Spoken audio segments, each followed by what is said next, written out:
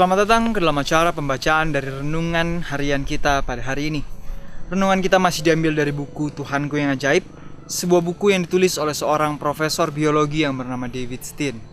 Nah, melalui pembacaan ini kita akan kembali melihat bagaimana setiap peristiwa di alam dapat menuntun kita untuk melihat betapa luar biasanya Tuhan yang menciptakannya. Hari ini kita telah masuk di halaman yang ke-345 dalam judul Pembasmian. Nah, apa yang akan kita pelajari mengenai pembasmian pada hari ini dan apa aplikasinya dalam kehidupan kita masing-masing? Sebelum kita mulai, kembali saya undang pemirsa di rumah untuk mengajak seluruh keluarga berkumpul bersama-sama, terutama di dalam renungan pagi dan juga di ibadah malam. Anda juga dapat mengundang keluarga, sahabat, dan teman-teman Anda untuk datang berkumpul bersama-sama. Hari ini, kita akan membaca ayat inti kita yang terdapat di dalam buku Zefanya. Di Zefanya 1 ayat 13. Ambil Alkitab Anda, kita dapat membacanya bersama-sama. Di sana dikatakan, maka harta kekayaannya akan dirampas, dan rumah-rumahnya akan menjadi sunyi sepi. Apabila mereka mendirikan rumah, mereka tidak akan mendiaminya. Apabila mereka membuat kebun anggur, mereka tidak akan minum anggurnya. Hari ini kita membaca mengenai sebuah firman yang Tuhan sampaikan. Sesuatu yang terjadi kepada umat Tuhan di zaman dahulu, oleh karena mereka tidak menuruti Tuhan. Nah, mari kita baca renungan kita pada hari ini. Ketika semut mendengar perintah Tuhan untuk berkembang biak dan bertambah banyak, mereka membawanya ke dalam hati mereka. Mirmseologis atau ahli yang mempelajari mengenai semut memperkirakan bahwa semut jauh lebih banyak daripada jenis serangga yang lain. Jadi berdasarkan jenisnya, semut itu bukan hanya sekedar ada 2 atau 3 jenis. Kita sebagai orang awam mungkin kita lihat, oh hanya ada semut merah, semut hitam, semut yang besar, oh ada semut yang bersayap. Tapi dikatakan sesungguhnya binatang semut ini jenisnya yang paling banyak daripada binatang-binatang yang lain. Sejauh ini ada sekitar 11.000 spesies semut yang telah memiliki nama. Dan kemungkinan ada 9.000 spesies yang lain yang belum ditemukan. Apa yang membuat semut begitu penting adalah banyaknya mereka dalam setiap koloni. Jadi mereka bukan dalam satu koloni, bukan hanya sekedar ada 10 atau 20, tapi sangat banyak. Anda bisa lihat kalau mungkin Anda menemukan sarang semut, banyak sekali jumlah mereka dalam sebuah koloni. Berat semut di hutan hujan berhasil 4 kali lipat lebih besar daripada semua gabungan amfibi, reptil, burung, dan mamalia hutan lainnya. Satu-satunya tempat di mana kita tidak dapat menemukan semut adalah di kutub dan di puncak gunung yang beku, di mana mereka tentunya tidak bisa hidup. Tapi dimanapun mereka bisa hidup dan tinggal, di sanalah mereka akan membuat rumah dan membuat koloni mereka. Kita baca tadi bahkan jumlah mereka jika digabungkan itu jauh lebih besar, lebih berat daripada binatang-binatang amfibi, reptil, mamalia hutan lainnya jika mereka digabungkan. Hari ini kita mempelajari mengenai semut dalam sebuah topik tentang pembasmian. Tapi kita melihat sebelum kita lanjut bagaimana semut-semut ini di saat mereka mendengarkan firman Tuhan untuk berkembang biak, mereka betul-betul melakukannya. Sahabatku, dalam firman Tuhan bukan hanya Tuhan berfirman dan memberitahukan agar manusia berkembang biak, tapi banyak hal yang lainnya. Banyak petunjuk-petunjuk dalam kehidupan yang Tuhan sampaikan di dalam firman-Nya yang perlu juga kita bukan sekedar kita dengar, tapi juga perlu kita praktekkan. Tentang kesederhanaan, tentang pengendalian diri, firman yang menceritakan tentang bagaimana untuk bersikap. Sikap yang penuh dengan kasih, kelemah lembutan. Bukan hanya di saat semuanya kelihatan begitu baik, tetapi di saat masalah dan tantangan terjadi pun. Sahabatku, pelajaran pertama kita adalah bagaimana semut mendengar dan dia betul-betul mempraktekkan firman yang dia dengar. Biarlah hal yang sama juga kita lakukan. Pelajaran yang kedua kita bisa lihat, semut ini hidup berkoloni. Jarang sekali atau bahkan tidak pernah kita lihat semut yang tinggalnya sendiri. Wah, punya sarang sendiri, tidur di situ sendiri, atau hanya dengan keluarganya 3-4 orang. Tidak ada yang seperti itu. Semut selalu berkoloni, berkumpul bersama dengan semut-semut lain yang tentunya adalah memiliki satu visi yang sama dengan dia. Atau bisa kita katakan satu ras dengan dia, satu golongan dengan dia, satu kepercayaan dengannya. Disitulah mereka bisa saling menguatkan satu dengan yang lain. Sahabatku, ini juga yang bisa kita pelajari. Bukan berarti kita harus satu golongan saja berkumpul dengan yang satu golongan, yang warna kulitnya sama seperti semut-semut itu. Mereka kalau semut merah ya berkumpul dengan semut merah. Bukan itu, sahabatku. Kita lihat di sini, semut-semut itu berkumpul dengan yang satu visi dengannya. Masing-masing tahu apa yang menjadi tugas mereka. Sehingga di saat mereka membuat sebuah koloni, mereka tidak lagi mendiskusikan, kamu yang ambil ini, kamu pergi ke sana lakukan itu, kamu yang bereskan ini. Tidak. Masing-masing dari mereka sudah mengetahui apa yang menjadi tugas mereka. Sahabatku, walaupun kita ketahui ada juga posisi di mana ada semut ratu yang berada di sarang mereka, tapi bukan berarti dia hanya tidur-tidur saja. Semut ratu itu pun adalah bertugas untuk mengeluarkan telur-telur anak-anak mereka. Jadi tidak ada satupun semut-semut yang hanya bermalas-malasan sementara yang lain sedang sibuk bekerja. Dan juga para semut ini bukannya saling iri dengan tugas satu dengan yang lain. Tidak ada yang katakan, wah kamu hanya pergi ke situ saja, saya sementara harus pergi ke tempat yang lebih jauh. Tidak ada yang seperti itu. Semut yang berjaga, tidak mungkin dia akan marah dengan semut yang lain oleh karena mereka tidak melakukan pekerjaan yang dia lakukan. Karena masing-masing mengetahui tugasnya. Sahabatku, di dalam sebuah keluarga sangat penting hal ini untuk dipraktekkan. Terkadang bisa saja terjadi pertengkaran atau perbedaan pendapat muncul dalam keluarga di saat sang ayah tidak melakukan apa yang menjadi tugasnya. Sehingga sang ibu menjadi kesal dengan sang ayah. Atau mungkin sebaliknya. Tapi di saat masing-masing kita mengetahui tugas dari masing-masing, di saat masing-masing kita mengetahui, mungkin dia sedang duduk karena sebelumnya dia telah melakukan tugas dan pekerjaan yang lain. Bayangkan kalau si semut itu marah dengan kawanannya di saat semut yang satu sedang beristirahat, mungkin mereka tidak bisa lagi berkumpul di dalam sebuah koloni. Ini sering terjadi di dalam jemaat, di dalam masyarakat, di dalam keluarga. Pertengkaran bisa seringkali muncul oleh karena masalah yang kecil. Hari ini kita kembali diajak untuk belajar dari semut, untuk tidak mempersoalkan masalah yang kecil, tetapi menyelesaikan apa yang ada, bersama-sama saling menolong dan membantu. Mari kita lanjut ke dalam pembacaan kita. Sebagian semut mengurusi keperluannya sendiri, seperti mencari makan dan menghasilkan anak.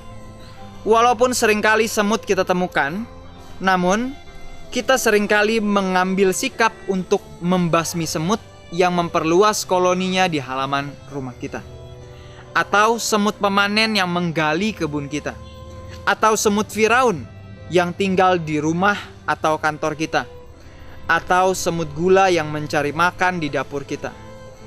Di mana semut memiliki makanan dan tempat tinggal yang tepat, maka koloni semut akan berkembang. dan kita akan melihat segerombolan semut. Sahabatku, hal yang berikutnya, informasi berikutnya yang kita dapat adalah bagaimana semut-semut itu mereka biasanya mencari makanan dan mengurus keperluannya sendiri. Jarang kita melihat semut yang keperluannya disediakan oleh semut yang lain.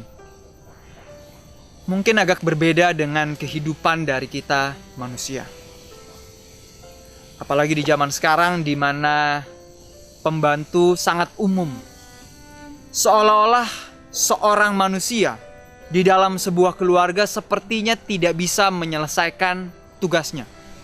Tentu terkadang ada kesibukan-kesibukan tertentu sehingga kita membutuhkan seseorang untuk membantu kita dalam melakukan tugas kita.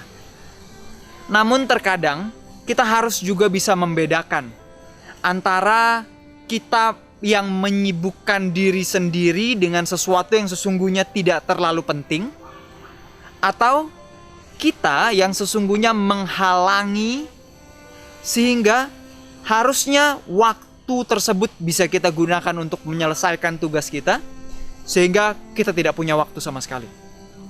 Dan kita membutuhkan seseorang untuk membantu kita. Jadi kita harus juga bisa membedakan antara kita yang sedang menyibukkan diri sehingga kita tidak punya waktu, atau betul-betul kita memang sedang sibuk. Nah, itulah dibutuhkan sebuah prioritas di dalam hidup. Apalagi di zaman yang sangat maju seperti sekarang. Informasi sangat cepat bisa kita dapatkan. Terkadang kalau di zaman dahulu, seorang ayah atau seorang ibu, mereka hanya membutuhkan beberapa menit untuk membaca koran atau membaca buku mereka, ataupun membaca majalah. Hanya beberapa menit. Karena kenapa? Karena isinya sangat sedikit, tidak sebanyak sekarang. Namun di zaman sekarang, informasi tiap menit ada yang baru. Sehingga seringkali kita bisa lihat orang tua sibuk dengan telepon genggam mereka, anak-anak tidak ada yang mengurus. Sehingga mereka membutuhkan seseorang untuk membantu mereka. Hal yang kita pelajari dari semut adalah mereka mampu mengurus kebutuhan keperluannya sendiri. Mereka mampu menyelesaikan tanggung jawabnya sendiri, menyediakan bagi diri mereka sendiri. Sesuatu yang di zaman sekarang jarang kita lihat dari kita manusia yang seharusnya kita diberikan akal budi, hikmat yang lebih besar dan lebih tinggi daripada semut. Seharusnya bukannya kita yang belajar dari semut, harusnya semut yang belajar dari kita manusia, makhluk yang tingkatannya lebih tinggi daripada semut. Namun sayang, bahkan di dalam Alkitab dikatakan belajarlah dari semut. Oleh karena kebebalan hati seringkali kita melupakan hal-hal yang penting. Pelajaran yang berikutnya yang kita pelajari dari semut tadi adalah dimanapun ada makanan, tempat tinggal, semut itu sudah bisa tinggal di sana. Kecuali tempat-tempat di mana mereka tidak bisa hidup, seperti di atas gunung yang bersalju atau bahkan di tempat yang sangat dingin.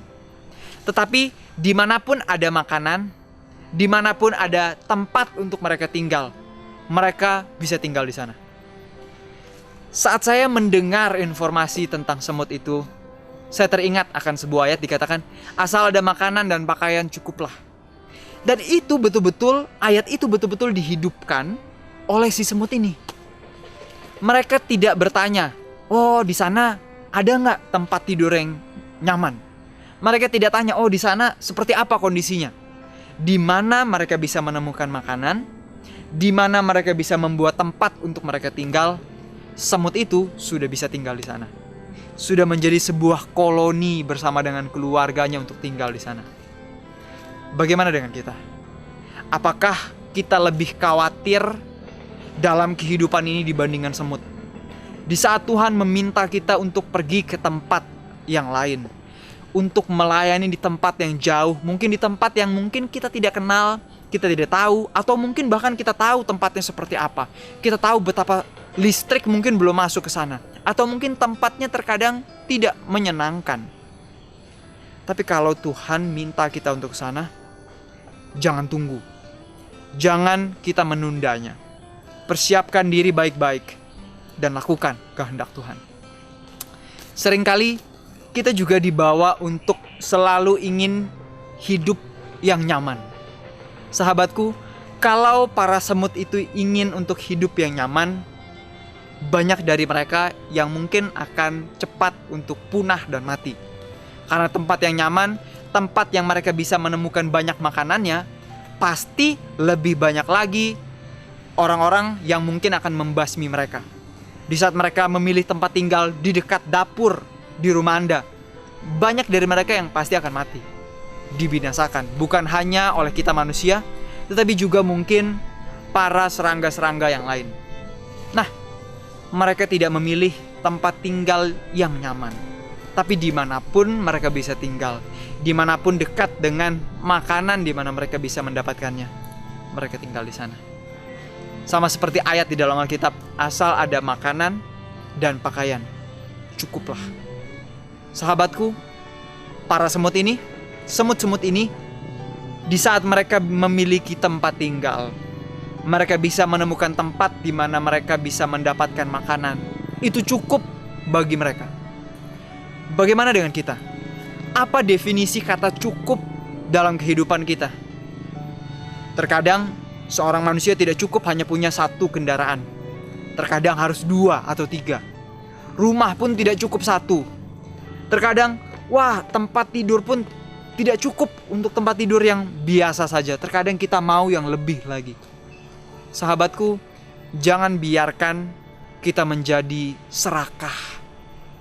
Jangan biarkan hal-hal yang ditawarkan oleh setan dalam keindahan dunia, kemewahan dunia yang akan sirna, mengisi pikiran kita dan mempengaruhi cara kerja dan prinsip hidup kita. Selanjutnya, ketika semut menyerang ruangan kita, beberapa orang memilih untuk memanggil pembasmi. Jika profesional, mereka akan mengetahui jenis hama di daerah Anda dan akan menyodok di sekitar rumah sebelum meletakkan perangkap semut atau semprotan kimia yang beracun. Meskipun efektif, beberapa produk beracun tidak memiliki kekhususan sehingga akan membunuh serangga-serangga yang bermanfaat dan berpotensi merugikan atau membuat sakit hewan peliharaan kita manusia. Apakah ada yang aman, alternatif yang tidak beracun? Ketika saya menemukan jejak semut di rumah, saya mencampur beberapa sendok air dengan 1/4 sendok boraks dan setengah sendok gula halus. Saya aduk sampai gula dan boraks tercampur. Jadi banyak sekali, bahkan di luar sana, termasuk di Indonesia juga, terkadang di saat kita melihat ada banyak semut atau kita melihat ada serangga, seringkali yang dilakukan adalah memanggil pembasmi serangga. Terkadang di saat mereka menyemprotkan pembasmi serangga tersebut, zat-zat kimia yang beracun itu bukan hanya membasmi serangga yang buruk, tapi juga terkadang bisa membasmi serangga-serangga yang baik, yang bermanfaat bagi lingkungan. Bahkan juga bisa membuat sakit binatang peliharaan kita. Itulah mengapa kita sesungguhnya tidak terlalu diberikan alternatif yang terbaik untuk memilih produk kimia. Karena produk kimia sangat berbahaya. Lalu Profesor David Steen kita baca tadi, ada sebuah alternatif yang lebih mudah untuk membasmi semut yang mungkin sudah memenuhi rumah kita. Tadi dikatakan dia mencampurkan air gula dengan 1/4 sendok boraks sampai tercampur. Lalu itu disebarkan, cairan tersebut ditaruh di kotak kecil dari aluminium foil. Lalu tidak lama, semut-semut pemakan gula mulai datang dan mulai menemukan mengisi dari kotak tersebut. Mereka juga mungkin akan mengambil kembali beberapa gula itu ke koloni mereka untuk memberi makan seluruh anggota. Termasuk yang sangat penting, yaitu adalah semut ratu. Lalu dalam 1 atau 2 hari, masalah semut di rumah Anda akan terpecahkan. Di saat mencampur borak dengan mentega, jika semut suka lemak. Cara yang terbaik, karena boraks akan membuat semut menjadi dehidrasi dan akan memusnahkan sepenuhnya. Sahabatku, untuk dapat membasmi semut, salah satunya kita bisa menggunakan boraks. Boraks tersebut dia akan membuat para semut ini menjadi dehidrasi, atau bisa dikatakan seperti kekurangan cairan dan mereka akan mati. Bukan hanya mereka saja yang mati, tapi mungkin di saat makanan itu mereka bawa ke koloni mereka, seluruh koloninya akan bisa dibasmi, termasuk semut ratunya. Sebelum kita masuk untuk melihat apa aplikasinya, saya ajak Anda untuk melihat bahan-bahan yang tadi kita gunakan. 1/4 sendok, hanya 1/4 sendok boraks. Boraks ini adalah pewarna makanan yang seringkali mungkin kalau di produk-produk yang Anda bisa temukan di pasar swalayan, hampir semua makanan ada tulisannya pewarna makanan. Tidak ditulis itu boraks, tapi pewarna makanan adalah boraks. Nah, kita harus berhati-hati.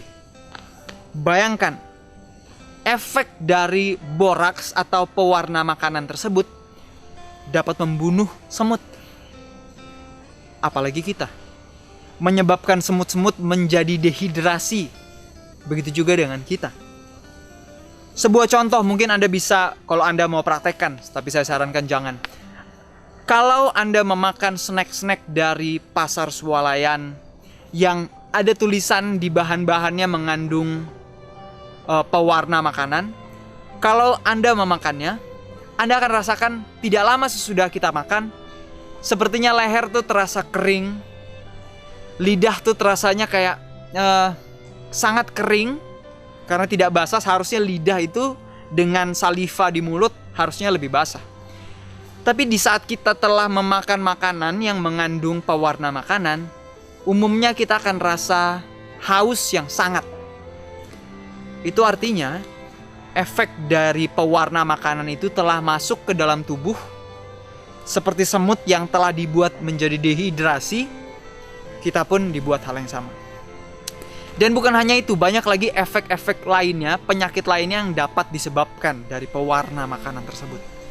Bayangkan saja, pewarna makanan, sesuatu yang tidak logis kita memakan pewarna makanan, bukan? Tapi tentu setelah dicampur, digabungkan dengan produk-produk makanan tertentu, sehingga kita sepertinya tidak terasa di saat kita memakan makanan tersebut. Tapi sesungguhnya itu sangat berbahaya. Sahabatku, kita bisa pelajari hal yang berikutnya dari semut. Mereka tidak mementingkan diri. Kalau Anda lihat semut jebakan tikus, umumnya tikus hanya makan apa yang ada untuk dirinya sendiri, atau mungkin binatang yang lain.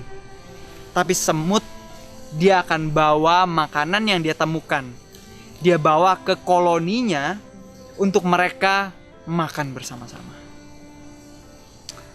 Hari ini tentu kita pun lakukan hal yang sama untuk keluarga kita. Biasanya kita akan lakukan hal yang sama untuk orang-orang sahabat-sahabat terdekat kita. Tapi dalam koloni semut, bukan hanya ada keluarga dan sahabat. Dalam satu koloni jumlah mereka itu sangat banyak. Sahabatku, tidak cukup hanya sekedar untuk berbagi kepada keluarga dan sahabat, itu adalah hal yang biasa. Tapi semut-semut ini, dia bagikan itu untuk satu koloninya, bisa dikatakan satu bangsanya, satu seluruh jemaatnya.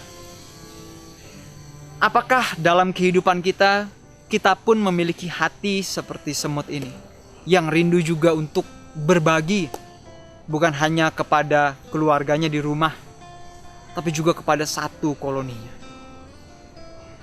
Inilah yang Kristus lakukan. Di saat dia turun ke bumi, dia bukan hanya menyerahkan hidupnya untuk orang bangsa-bangsa Israel saja, bukan. Bukan hanya untuk mereka yang baik saja.